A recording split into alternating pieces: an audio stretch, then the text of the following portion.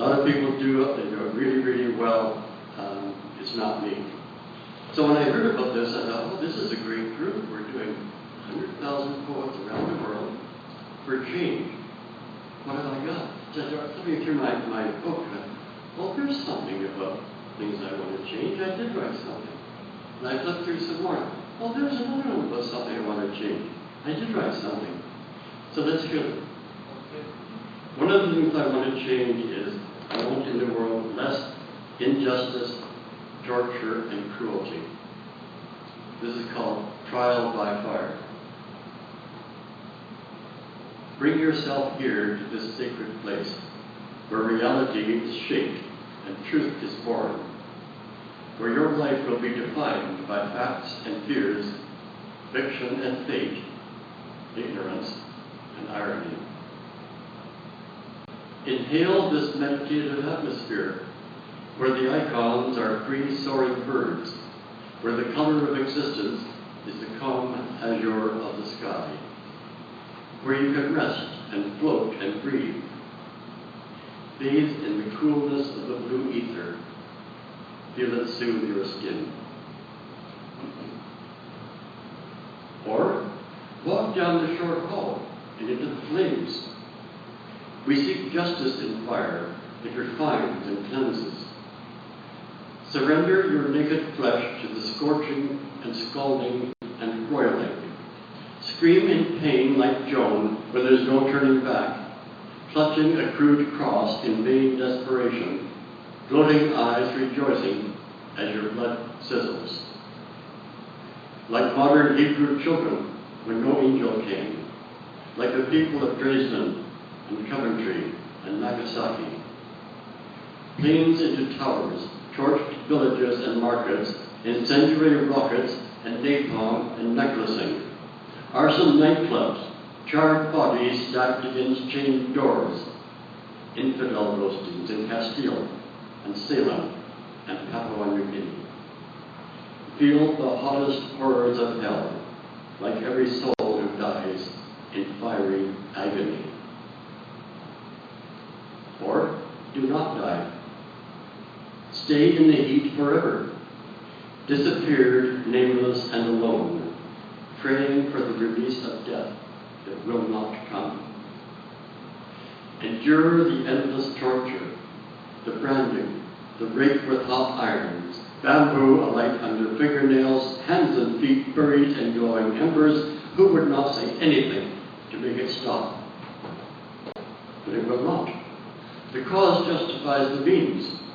State-sanctioned anti-terrorism measures, or anti-state rebels and freedom fighters, or faith, or truth, or power, or even sport. The burning is the same, and it does not stop. Or inhale this meditative atmosphere, bathe in the coolness of the blue ether. Feel it soothe your skin.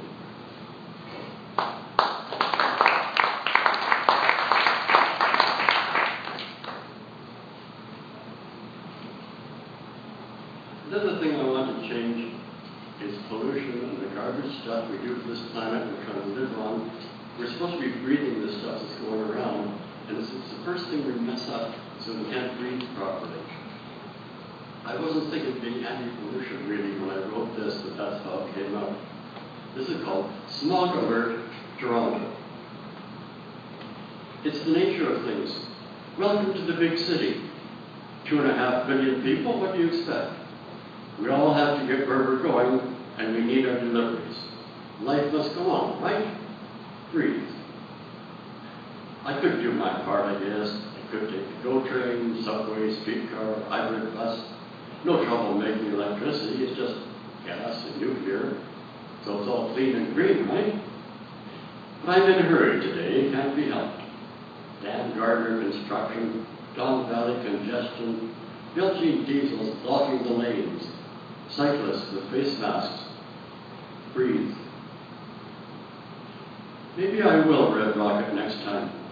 Filthy swaying trains, closed-circuit eyes, graffiti on the backs of buildings, hypnotic clickety-clack, horrible screeching of wheels, ghastly lighting, pushy, sweaty crowds, ghostly dead stares, grimly set scowls. Environmentally friendly enemies. Breathe.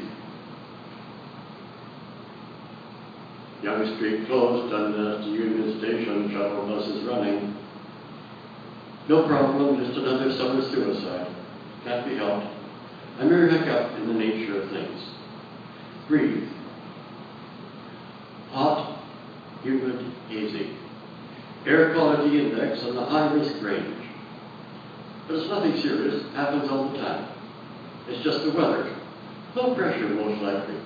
Or high pressure, who knows. Anyway, can't be helped.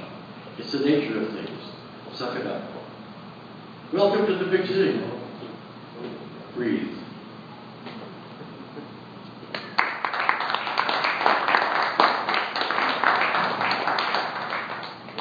The things I want to change, to take them away. This is something I want more of.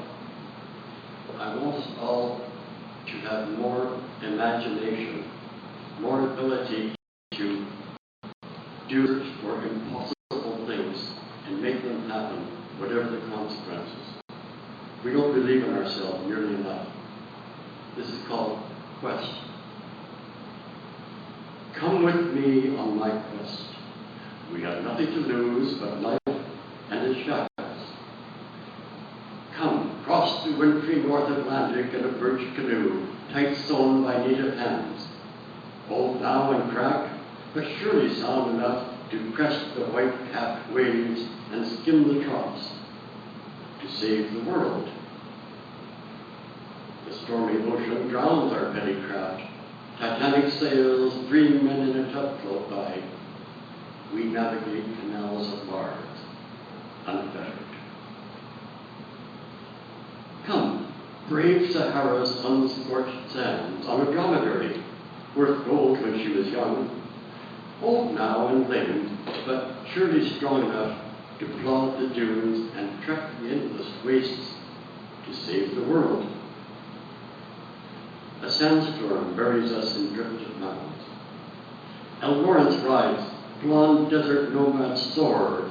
We dance on cratered, lush moonscapes, unweighted. Come conquer snow-beat Everest, in Hillary's boots, the finest ever made. Old now, worn down, but surely firm enough to scale the rocks and leap each broad crevasse to save the world. A roaring avalanche sweeps us away. Lost planners fly, a choir of Sherpas sings. We ski on Neptune's glaciers, unhindered. We have nothing to lose but life and its shadows. Come with me on my quest.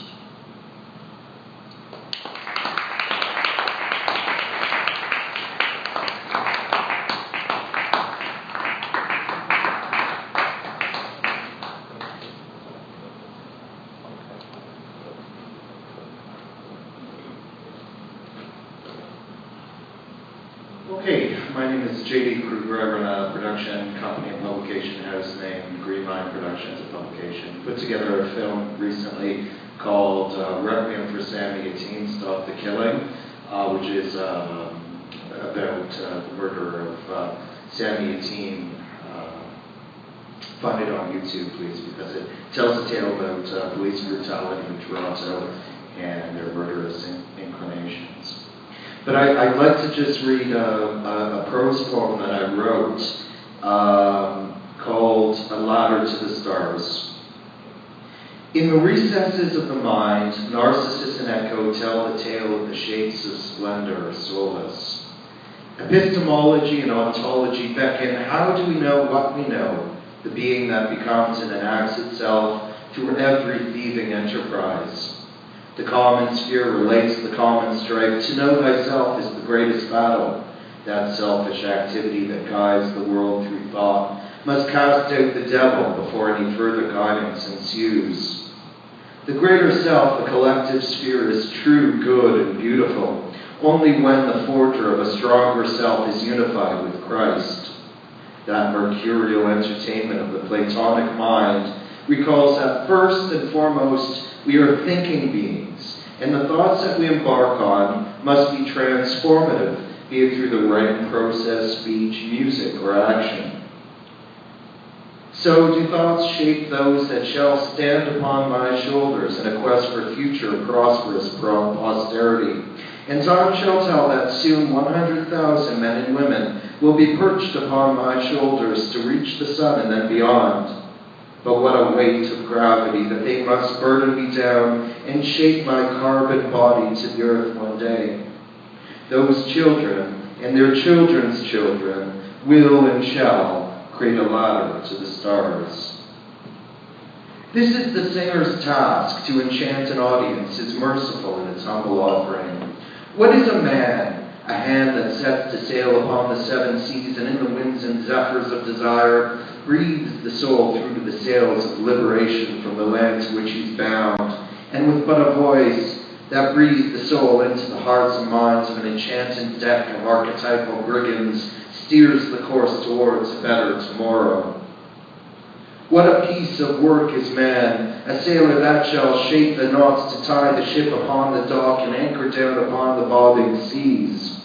A fisher who shall tie the hearts and minds and hoist them in like a net of mutable Pisces, a center without circumference, who can conduct the instruments of an orchestra or band of merry players in their indefatigable ways. Or a director who must guide the actors through their infinite mass of emotions, speeches, and activity, lightning through the tunnels and chasms of a collective breed. What shall make man common? What shall set him apart? Who shall individuate his essence so that he shall stand firm with but the spine and crucifix of body? What shall nurture his soul so that he in the end is separate from the beasts and animals? Does his passion and quest for learning end in a vocation, a calling that shall please the host? That captain knows the roles his crew shall play, their strengths and weaknesses, their innate abilities and their hindrances. He is not Faustus, but a humble player himself, who shall not, like Daedalus Icarus, fall to the earth for his hubris, but contrariwise, live but on the earth a man who can only but gaze at the stars and name their shapes.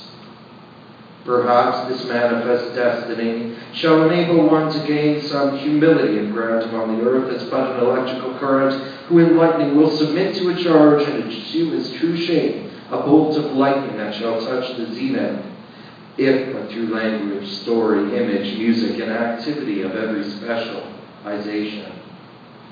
That specialization which is for men shall give to society a greater and vaster meaning and multiplicity and arrangement. And can this teacher please a class for the learned scholars, or is it all but pedantic sophistry?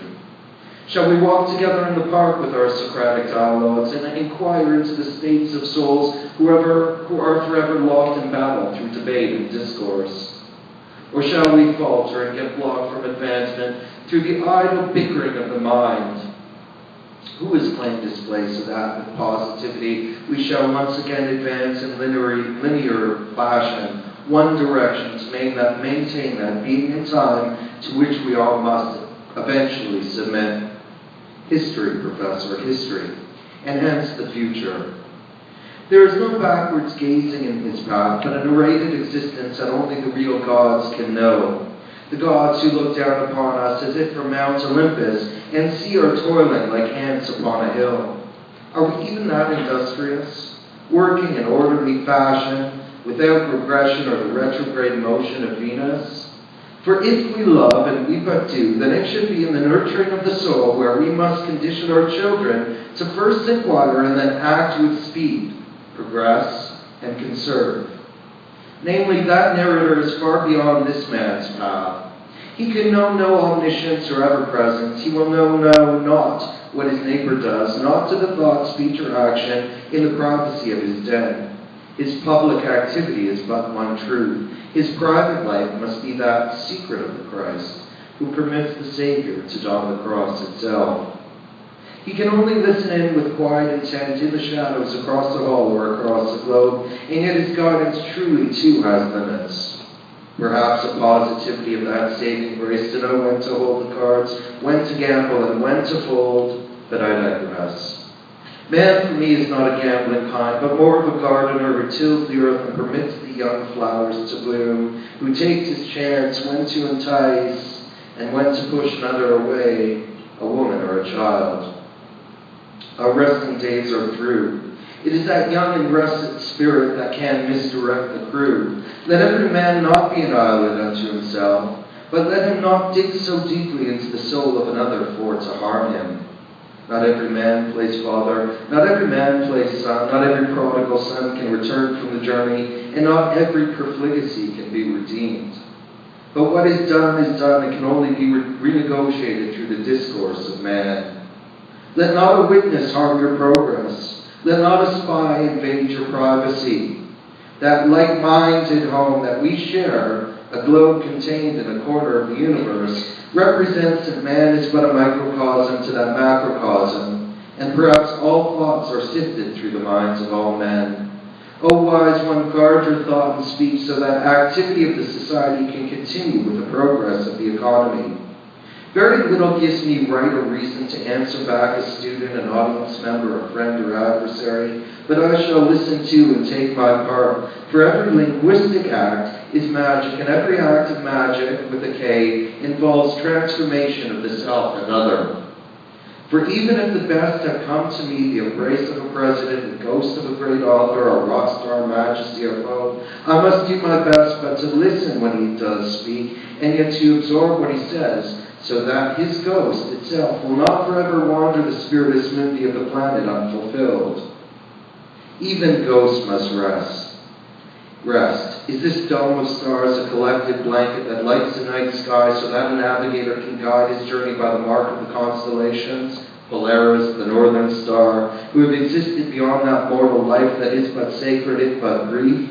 The mark upon that inordinate sky that knows no limit and is thus named for mythological characters? A human map throughout the ages that sets us trans-historically and trans-culturally beyond our petty if but beautiful flesh, created in the anthropomorphic image of our Lord. Even at that, the 2,000-year-old man is quite young for his beck and calling, for his flock.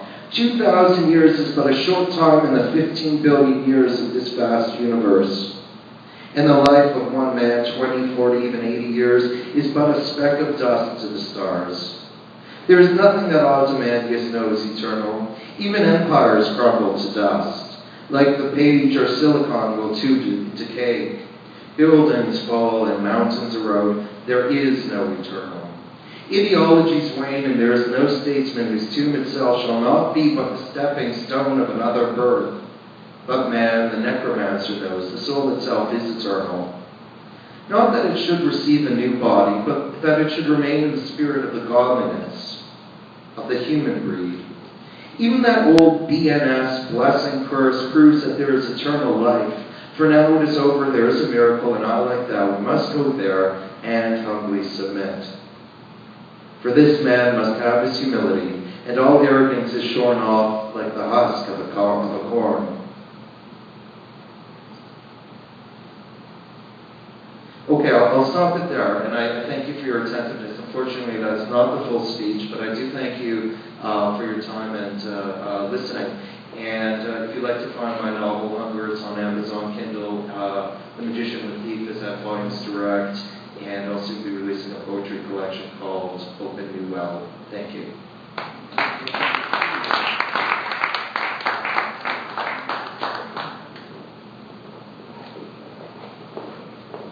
Lucile Barker, and I'm sure.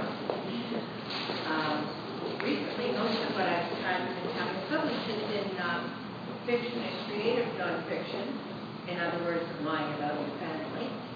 But these poems are about things that I would like to change. If this Viagra was.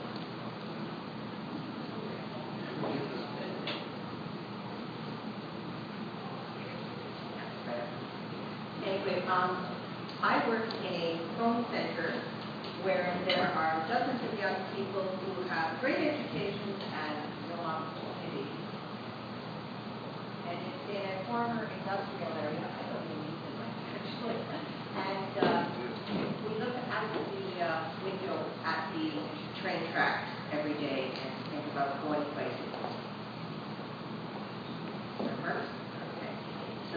called train calls. The rail siding is weedy, overgrown. We look through the gray slats of dusty Venetian blinds, and a train comes along. Good afternoon, Acme Marketing. We just called to not say I love you, of course. And we call, and the freight trains keep coming and coming. The auto dialer dials and dials. There are 1,000 more calls in the queue. 100 more freight cars rumble by. The train stopped. A tanker of titanium dioxide so close we could touch it if these windows could be opened. But they can't. The tank, rusty on the outside, contains a chemical to make everything white. It even comes in toothpaste. The window is too far away to wave at the men holding on to the end of the car. There is no caboose, cutbacks, you know. In a few moments there will be a roar of reverse, a dull bang of metal on metal as rail cars are shunted together. I try to make my words shunt with the desires of those we call. I try to lighten and whiten my demands as they buy. The Venetians' blind slats become prison bars. I sing train songs in my head, almost lose track of the script. The train is gone. The list is longer. Our lives are weedy, overgrown.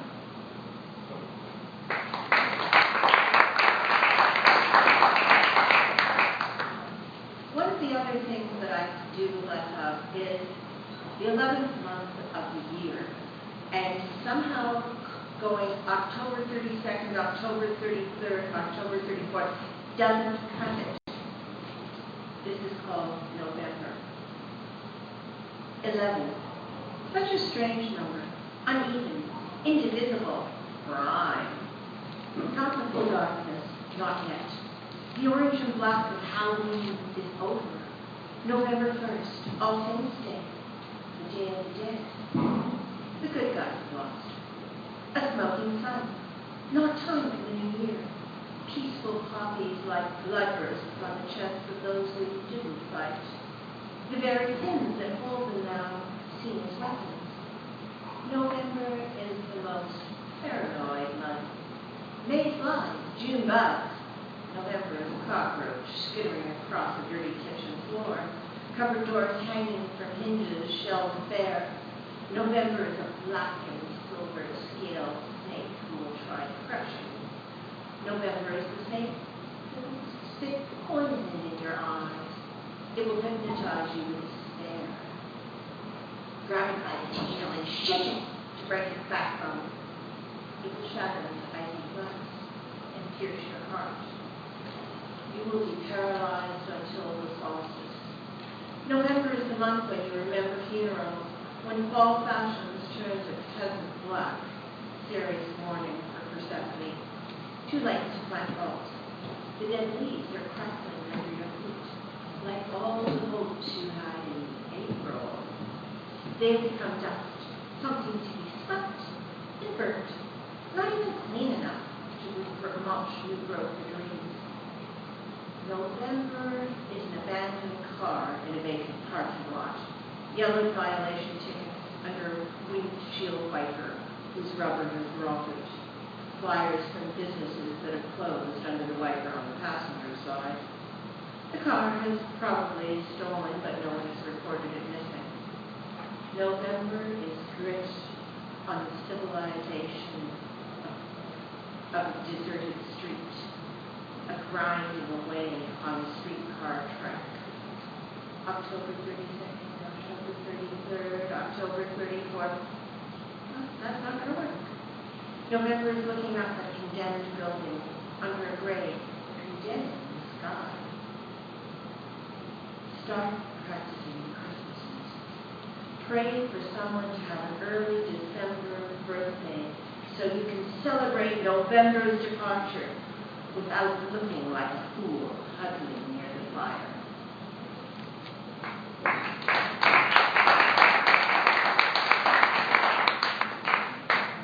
100-watt requiem.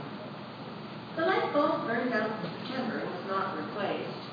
The hum of the bridge is the echolocator, the drip of the tap, a depth sounder. The other rooms have lights in the street, almost bright as day, tiled by the invisible grass, the garbage can the town dumps leading by the roads. This is a new world, almost like blindness, but it is too flat. The covers are not mountainous enough, hanging like UFOs around two sides of the room.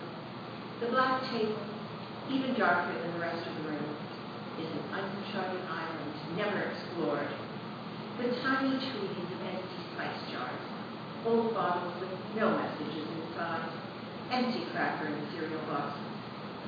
There is a landslide of junk mail waiting to avalanche onto the floor. In the day, it is only a dark kitchen with ceilings too tall to reach the light bulb, even with a step ladder. And if you mind the table, there are even bulbs, waiting for the tall ladder, the hand of the tall man on it. There will be a finger on the glass globe, a twisting of metal on metal, a spark, and then a brightness that will throw shadows through the room. Fiat looks. Rest in peace, darkness.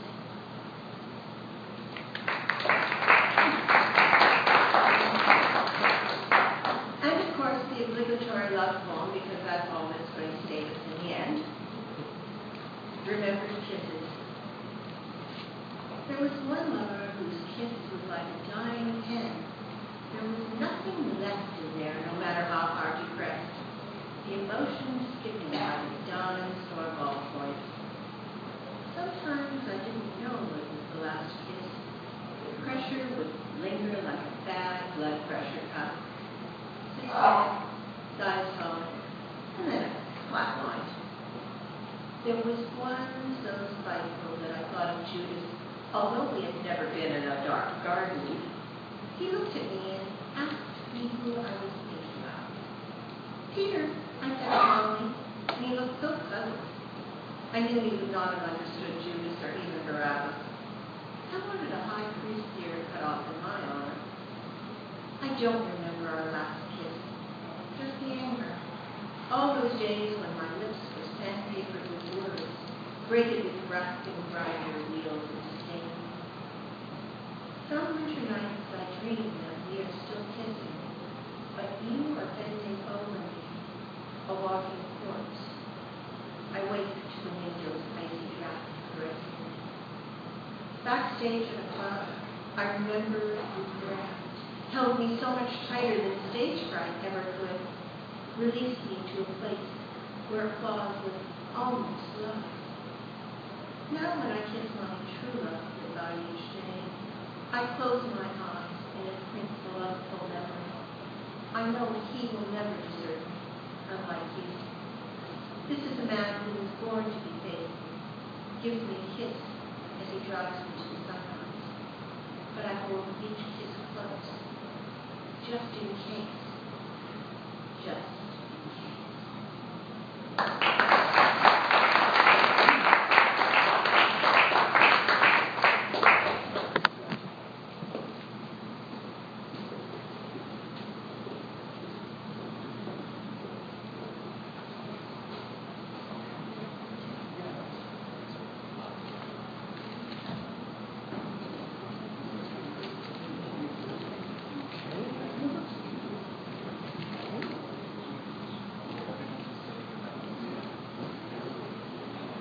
Densmore.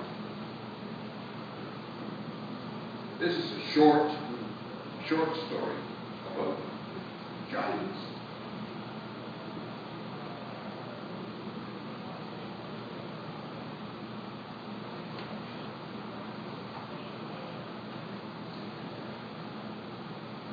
It's nice to grow into that space. We have space that we can grow into. I really think that we're all little giants in our own way.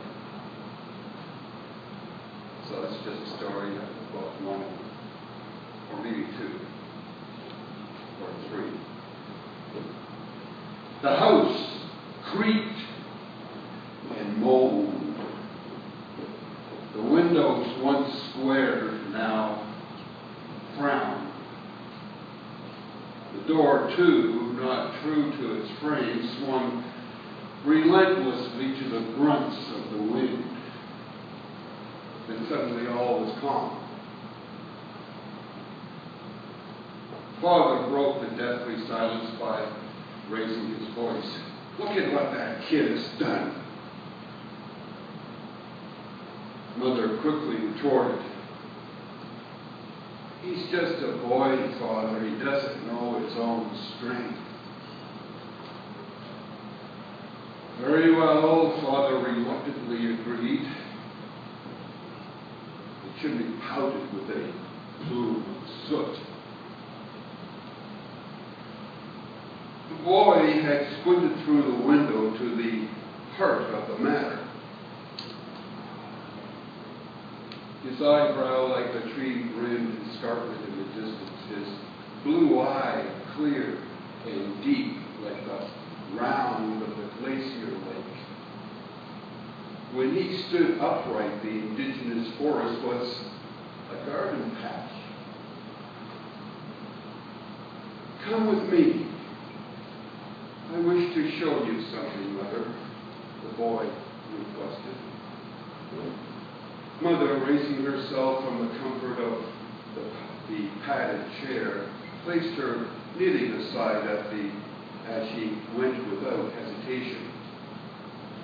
Father crossed his arms in salt to the confines of his armed chair. Mother followed the boy.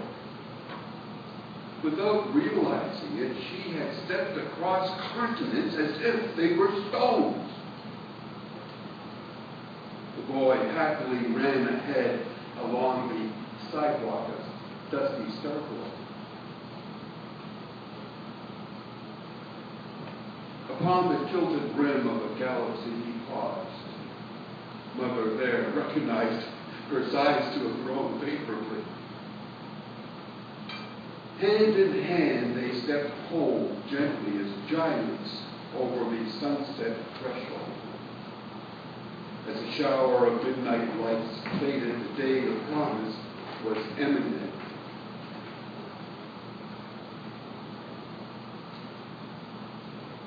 Mother to son, your poor father is seriously at work. Such turmoil is so unlikely. Our children of mankind's race are dependent yet upon us. On the evening breeze, I'll whisper our intent softly to his fragile dream imaginings.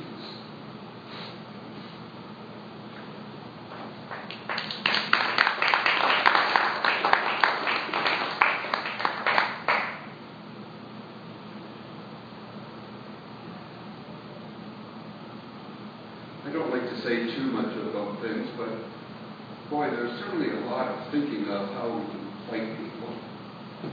I think we should think of how we can not fight people. Yeah.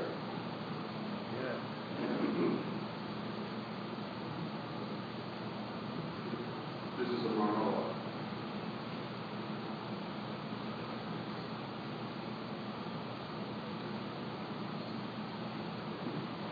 Remark.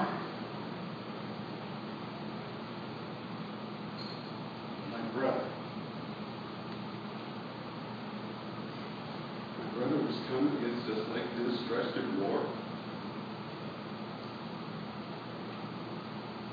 Hatred in your heart. Stupid in the head. Yes, you I speak of. You who fancy swayed the weak and disenchanted. Lifeless and thinking lives, as you say, to be wasted by your lives? Whatever you hope today to gain will only be soon lost. Our peoples. No.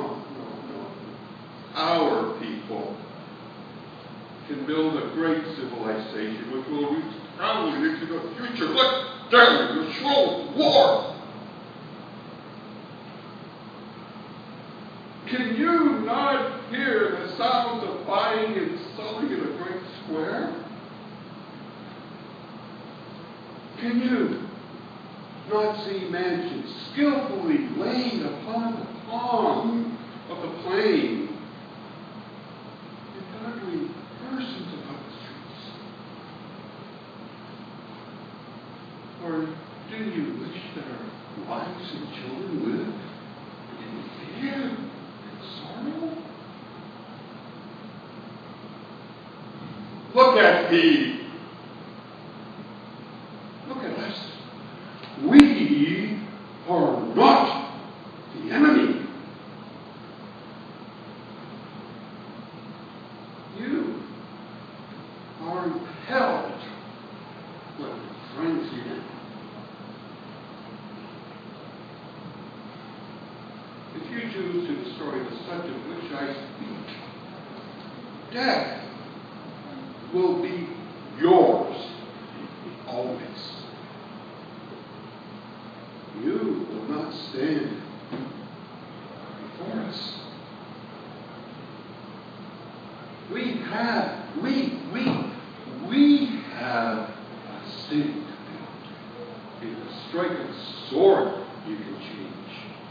Raise that sword for truth, victory. Be not ashamed.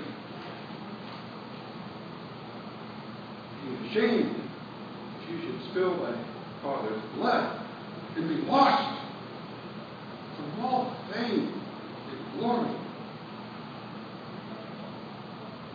It's not too late. Thank you.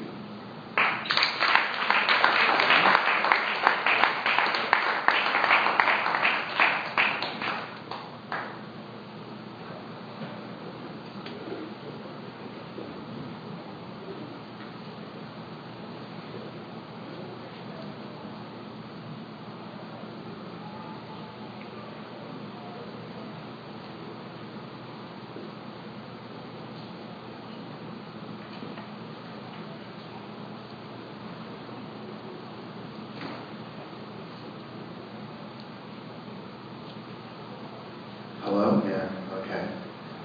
So how's everybody doing tonight, okay? Yeah? Alright.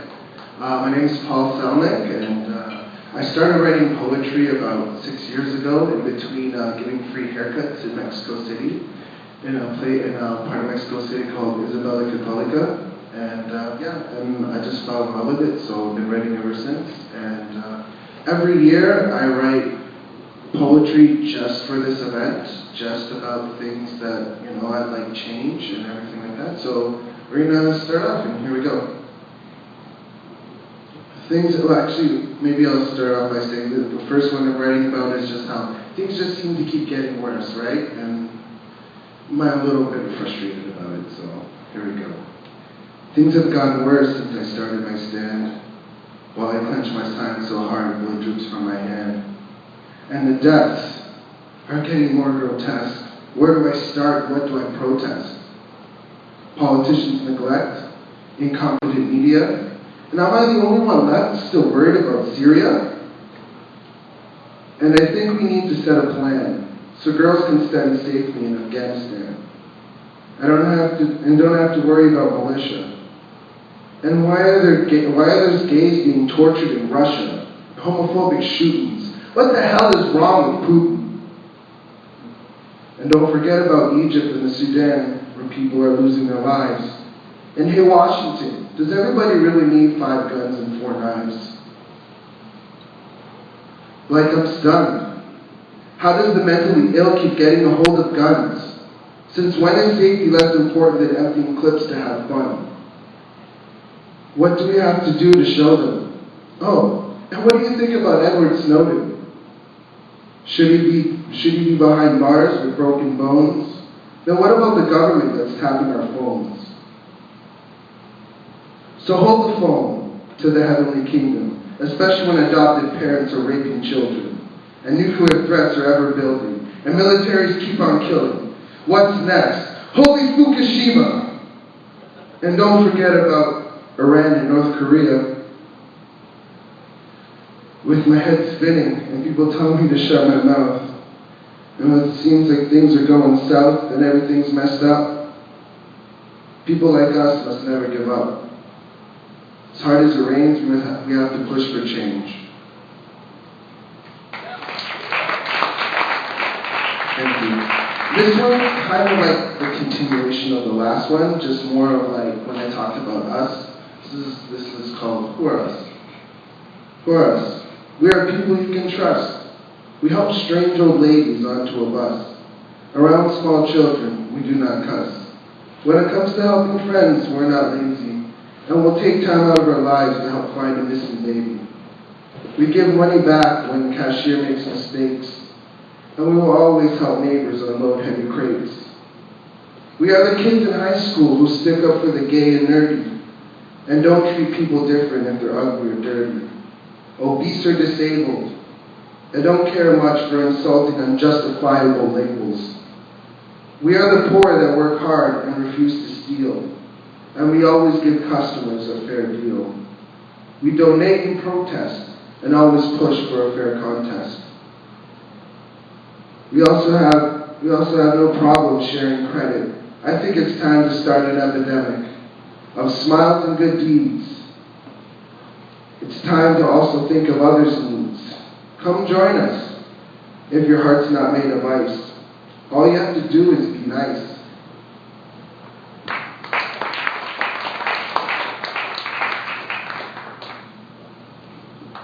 So yeah, I just wanted to write something about what we're always talking about, all the bad people in the world. But there's still a lot of good people in the world that do good things. And so I just wanted to talk about that.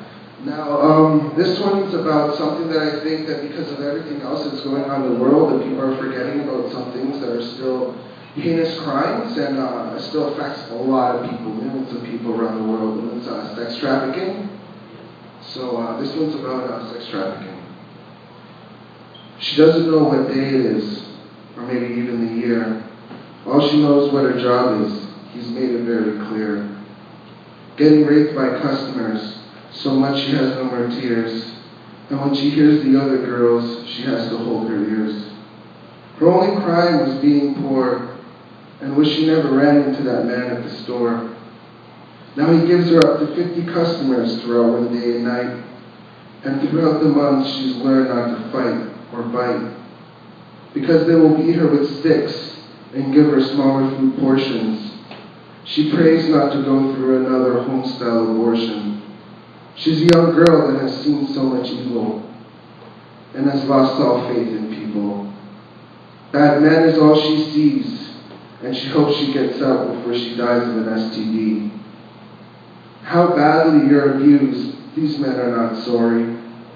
And 20 million other children a year share her story. Enslaved by evil men. When the little girl screams, they don't bat an eye, and thinks it's just business when another one has to die. Are you human? I can't even tell.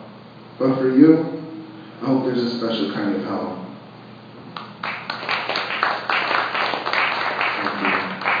This one's about a couple things. About how I think our society is way over-medicated, and we need to not just pop a pill to solve every problem that we're having. So this one's just called medication, I guess. I don't really name my poems too much, so more feelings. Medication. He just needs more medication. I think doctors and teachers just need a little bit more patience. He's not paying attention in class, so here's more medication. I just think he needs a little bit of inspiration. While doctors push pharmaceutical companies' brand new creations. Take this one when you're sad. Trust me, you'll be glad. And this one when your skin feels like leather. Oh, and these two new ones when you're under the weather. This one will stop your hormones from taking a dive. Well, this one will really keep you alive. Sometimes I wonder how our ancestors survived. I smirk while the doctor goes down the list, check. But what about all the side effects? Loss of eyesight and anal leakage, loss of breath and trouble sleeping, amnesia, suicidal thoughts, and depression. Wait, isn't that why you were taking the drug? Man, I swear these guys can sell salt to a slug. I don't like the society that we're creating. Not drugs that help in general, just over-medicating. Oh, no, I'm not done. Sorry, I flipped the page.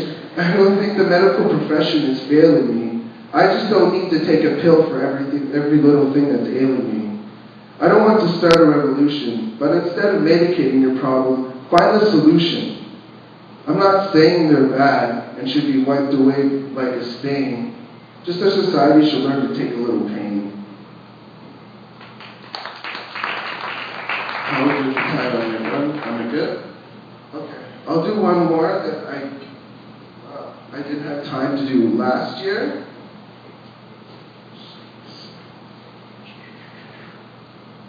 Yeah, okay. This is about abandoned children in Moldova and other places around the world that parents had to leave and stuff to find jobs because there is none, and leave their children with their older siblings or grandparents. So I speak of the real Never Never Land, a place filled with abandoned children drawing stars in the sand, and most of what they eat comes from a can. Their parents left to find jobs, some so long an image of them has been lost in the fog. They work far away to send money for food, but it's just enough for grandma to make stews. 7 children sharing 2 pairs of shoes. If they went to school, they wouldn't play hooky, and they frown when they can't even afford a cookie or a scoop of ice cream. They've only ever tasted it in their dreams. In the meantime, they study hard and write their parents letters and pray that things will get better. Hopefully Never Never Land isn't forever. Thank you very much, guys. I just want to say thank you to Janice McIntyre for putting on this amazing event, and everybody else like Marty Smith and Pat Connors and Honey Novak, for everybody else who's keeping poetry alive and putting on these great events. Thank you very much, guys.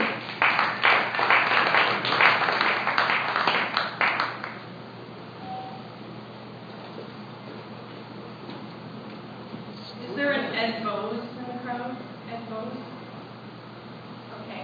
We had someone on our list here who was scheduled to read next, and I believe he's not here. So I just wanted to say a couple of things in case you were not aware. We have some 100,000 Poets for Change t-shirts that we're selling for $15 a piece. That's just going right back into the event we put on here today. There's nothing being made here. In fact, we're probably in the red. But just wanted to let you know that those shirts are available. And I wanted to also encourage you to sign the 100,000 Poets for Change mural. Maybe, I'm encouraging you to actually write on the wall because there's paper there. So please feel free to write something there or draw some type of art if you feel so inclined to do so. As well, I see we only have about 4 words on our collaborative poem there. So in case you might have missed it as you walked in, anyone and everyone in the room, whether you're visiting, listening to someone give their performance, you're all welcome to put 1 word on that board, and that 1 word will be a collaborative effort, which will equate to 1 poem that we'll read at the end of the night. So that is that. So what we're going to do now with our time is actually call Susan up a little bit early to do her reading, and then that will be followed by Howard. Thank you.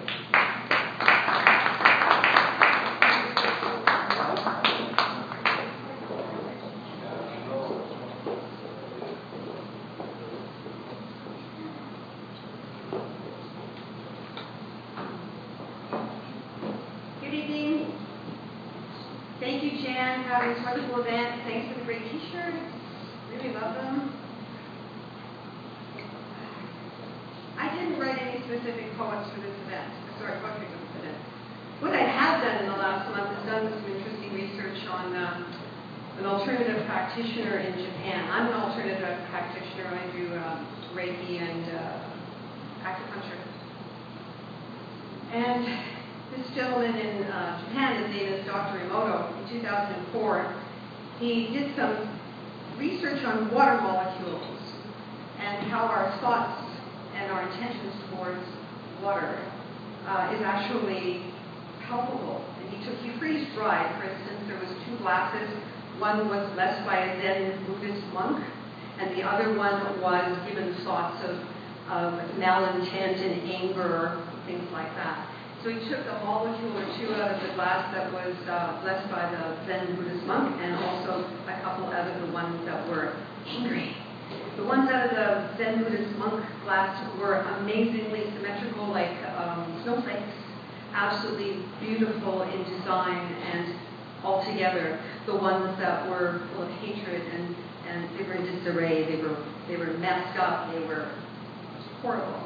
The reason I'm bringing this up is that our bodies are 60% water. Our brains are 70% water, and our lungs are 90%.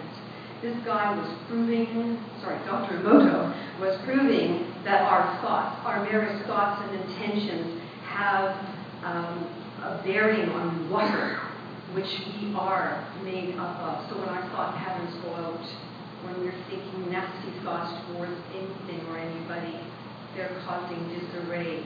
And when they're sent out in love, they're causing things to be cohesive and all put together. So I brought that up because my poetry is about that. It's about getting things together. And the first one I'd like to read is called Confusion. Your confusion lies in the fact that the mental world does not run this universe. Only love does, and anything else is a trap, pure illusion. If you keep running from love, tripping and falling into the pit of your mind, yesterday will be your God, tomorrow your prison, and the drum of the heart will sleep.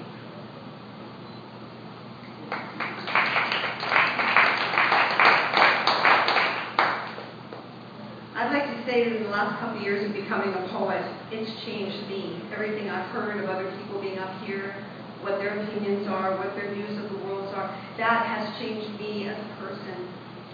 And every event in my life that has been a hallmark, like the one I'm going to read to you now, had changed me in many ways. It's called August at the Grave. 4 years since they lowered your memory into the hallowed ground. Such profound peace standing before your grave, heart yearning to see you one more time. Each year the love grows. Each visit bestows the ebbing of the unfathomable pain. Each moment I wear my pride in having been your daughter.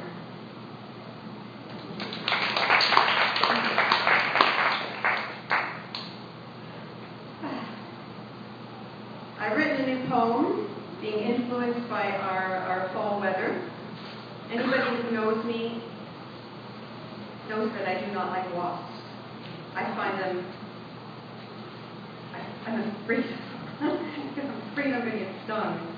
And I have been in the past. But a couple of days ago, I watched this one when it was a little cool in the morning, and he was very sluggish. And he wasn't moving very much. And I thought, aha, they're about to die off. So I actually felt sorry for it. And this is called The Autumn Wasp. Purveyor of grief, with sting of pain, drowsily you doze in the autumn rain. Will you deftly fly within honeycombed nest, turn gratefully thy wing toward the final rest? Are you soon to sleep in short summer's fade, unaware of the wane, trading cold for shade? Dost thou now dream of milk thistle and flower, as demise approaches in the ultimate hour? As you lay with brethren thou hast known, will heart's final beat carry you home?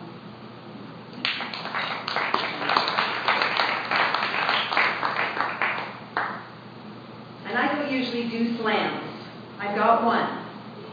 I'm going to do it. You got it. I have always admired other people that do that. Whoa. That means I'm not supposed to do it.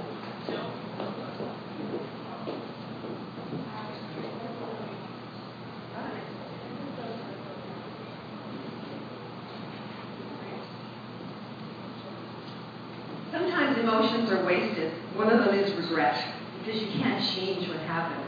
So this one was written regretting a relationship, like everybody regrets a relationship at some point in their life. Also, it doesn't matter if you don't know. It doesn't matter if this love won't go. It's so disgustingly, horribly real, and it's all that I can feel. I'm tired. I've had enough. I realize I'm not that tough. After all, I can tell it's not the right timing. I'm missing all the rhyming. In this mind, I can find the remnants, the shards, the shattered glass of the image of what love could have been.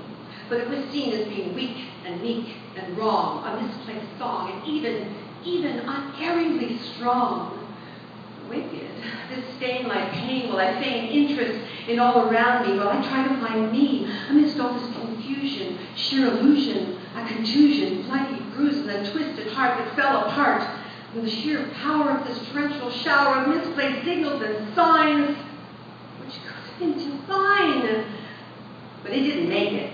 So shake it, take it, fake it, bury it deep within sleep, while I keep on writing, fighting, and biting my nails and breaking them over the chalkboard of regret. Thank you.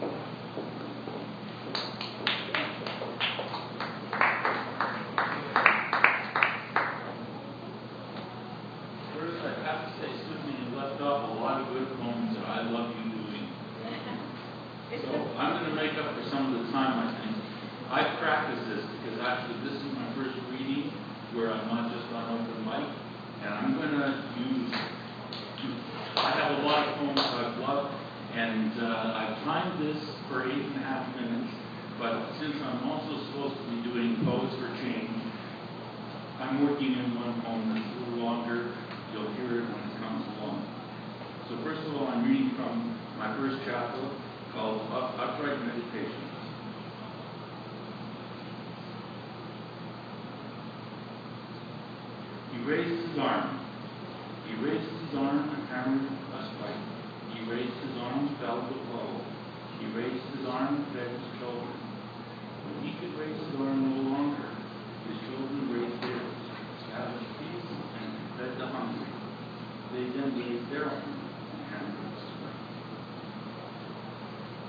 20 little flowers for the 20 innocent children who perished at the Sandy Hook Elementary School. 20 little flowers standing in a row, each yet to bloom. Each smile in sunshine sways in the wind, loved by their gardeners, nourished and raised, showed their colors proudly, they trusted the garden, would shield bouquets of pure goodness. Then, one dark, lifeless day, a misguided power line plowed down its homespun hedge and went on to cut down 6 courageous bushes and all the 20 innocent flowers. Clarity. Until his lips part, his pen moves, his keyboard taps, his fist punch, his feelings remain mute, his intent unclear.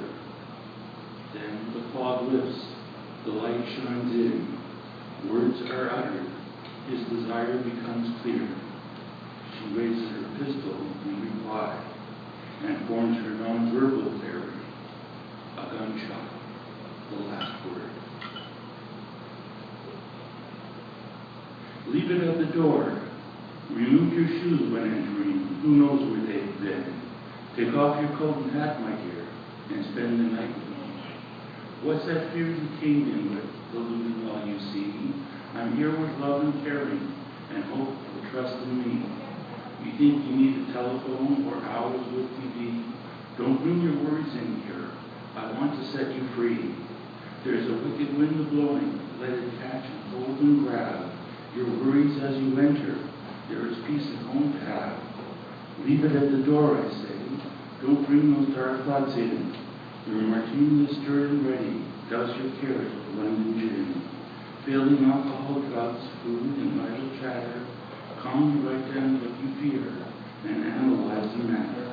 The sun will shine tomorrow.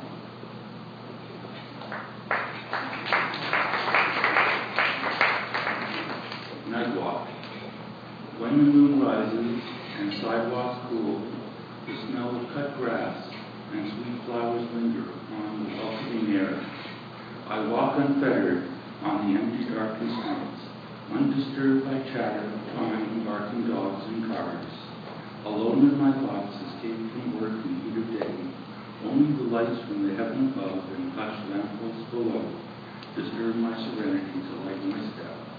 I so enjoy my night walks, upright meditation, peaceful solitude, a blank before reflection.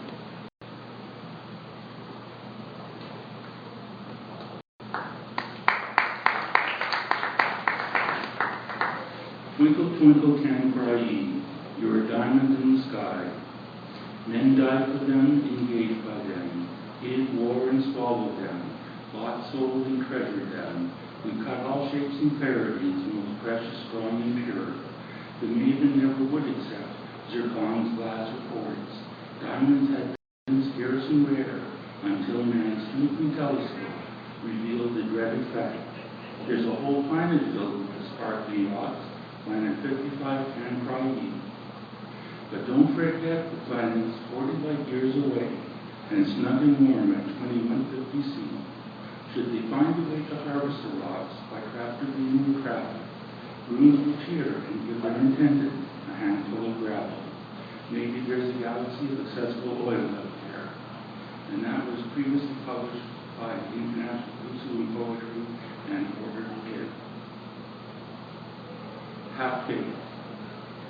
I may not be a baker, or I may not be a chef, but going off have faith is better than not going. My urge to write is like itching, so often I must scratch and set upon paper the words that I hatch. Have cough, I guess, is better than no cough at all. No need to ask the floozies to meet down the hall. No vulgar slur intended, my rhymers you will see are poetry goofies. They'll take any poetry. And this is for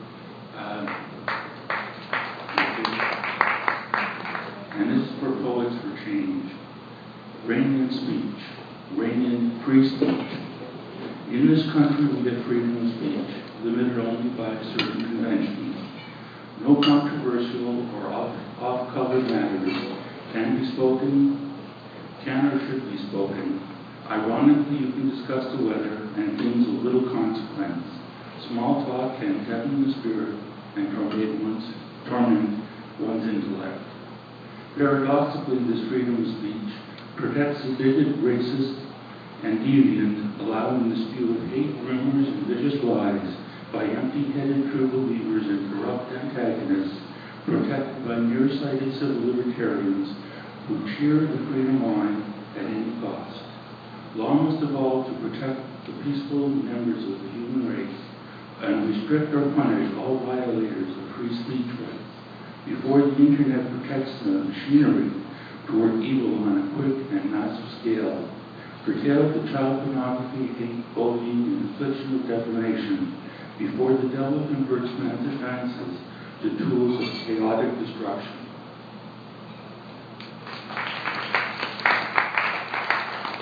And this poem I actually wrote when I was in grade 10 in the 60s, and it was at the time of the Berlin Wall, in response to a man going over the wall towards freedom.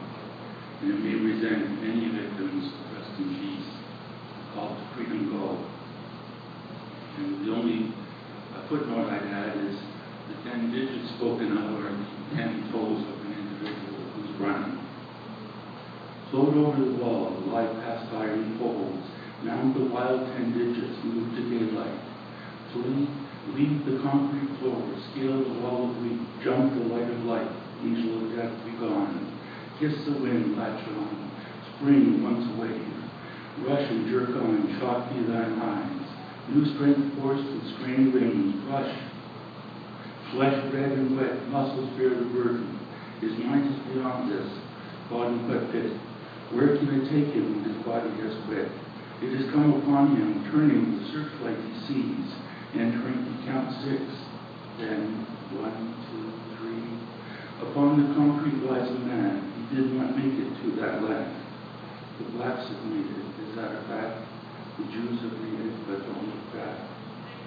This was published in Before the Shadows Fade in 2001, and it was set to music on CDs and tape.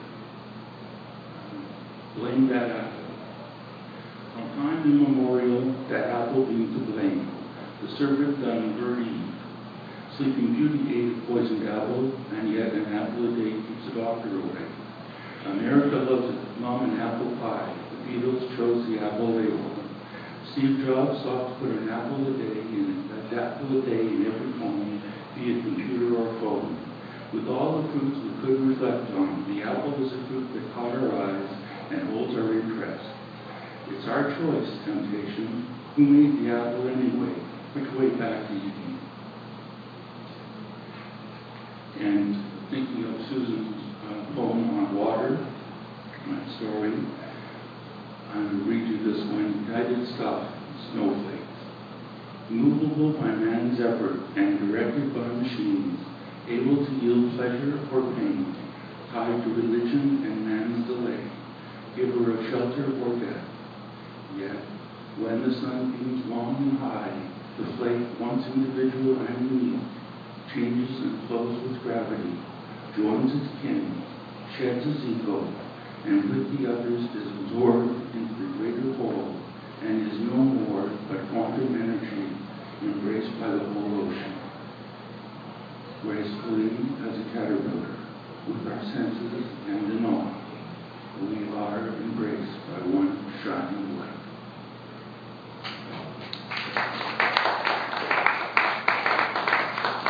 And thank you for your time, and this is my last one, Metamorphosis. Having left my law practice and executive affairs, I've remained true to poetry through the grading of my hairs. Like a caterpillar morphing in puma of chrysalis, my poems are incubating, awaiting bliss. I have not got the means nor the venues oftentimes to release my little verses, let my friends hear my rhymes. I've been pouring out my soul in poems soft and bold, wanting a chapbook of my own to hold.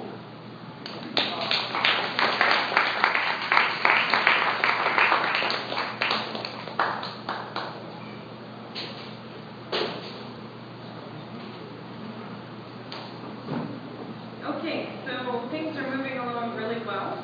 We're a little bit ahead of schedule. Sometimes that happens, and that's a good thing to be ahead because we're going to take an intermission right now. And just a little bit of a reminder in case anyone's wondering where the facilities are. There's actually 3 ladies' washrooms and 3 men's washrooms. Behind this door there's one.